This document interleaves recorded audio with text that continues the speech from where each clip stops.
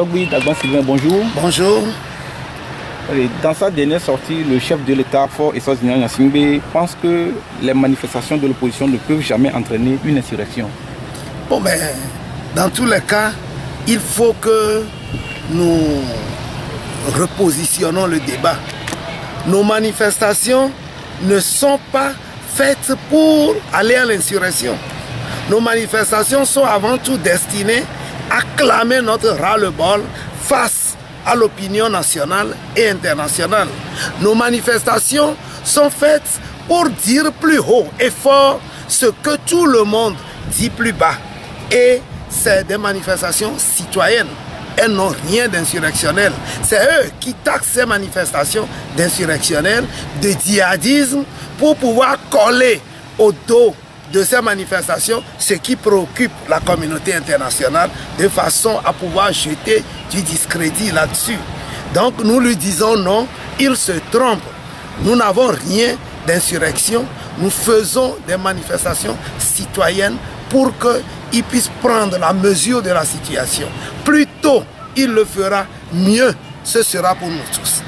Dans sa même sortie, le président estime que l'opposition n'a pas de leçons à lui donner en matière de démocratie. Qu'en pensez-vous? Ça va être réciproque. En matière de démocratie, nous aussi, nous n'avons pas de leçons à recevoir de lui.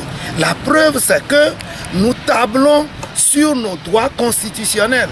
Et c'est eux qui mettent des entraves en cherchant à les bafouer ou à les bloquer. S'il y a des leçons de démocratie à recevoir, je crois que c'est plutôt au pouvoir qu'on doit les donner. Surtout qu'à un moment donné, la communauté internationale les a épinglés en leur disant de laisser s'exprimer les droits constitutionnels. Tout ce qu'ils faisaient, même la sortie de leurs miliciens, n'ont pas eu raison de nos manifestations. Donc s'il y a des leçons à recevoir, je crois que le parti au pouvoir et le président lui-même doivent puiser dans cette école de la démocratie. Depuis quelques mois, on parle de dialogue suite aux manifestations de la coalition des 14 partis politiques dont le CAF fait membre. Aujourd'hui, le président dit que le dialogue doit être inclusif. Bon, entre-temps, il disait qu'il ne voudrait pas faire une conférence nationale bis. Mais en parlant de dialogue inclusif, le tout dépend de ce qu'il met sous ce label-là. Nous, à la coalition, nous sommes 14. Mais s'agissant d'aller parler au nom de la coalition, nous nous faisons représenter généralement par 5 ou 7 personnes tout au plus. C'est que nous ne voulons pas un cadre évasif. C'est lui qui voudrait diluer le cadre pour en faire éventuellement une conférence bis avec et tous les écarts que cela peut entraîner. Il est vrai que le cadre est déjà dessiné parce qu'on connaît les protagonistes de la crise. Ceux qui n'ont jamais été ni de loin ni de près collés ou intéressés par cette crise n'ont qu'à rester dans leur coin. Je ne sais pas pourquoi on nous parle de dialogue inclusif, qu'il y a des partis qui n'ont jamais manifesté, mais qui doivent y être. Il y a des patati patata. Ça, c'est une façon de diluer.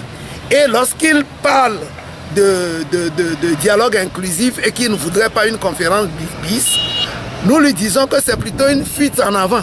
C'est justement à ça qu'il voudrait venir et nous ne voulons pas nous mettre à ce jeu, nous faire prendre donc à ce jeu. Et il a commencé par dire ce que lui-même, dans son subconscient, il mijotait dans l'ombre. Aujourd'hui, nous sommes comme dans une impasse. Le représentant guinéen est reparti. Les Ghanéens attendent. Eux, ils sont prêts. Attendent qu'on leur dise de reprendre du travail. Le gouvernement, dernièrement, comme pour nous divertir, a initié une consultation comme si ils sont des protagonistes, comme si c'est eux qui préparent le dialogue et à la place des protagonistes. Ils ne peuvent pas être juges et partis.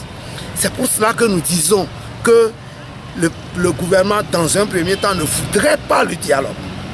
C'est parce que la communauté internationale leur a tressé leur a donné cette dynamique pour ne pas être au banc de la communauté. Ils ont accepté.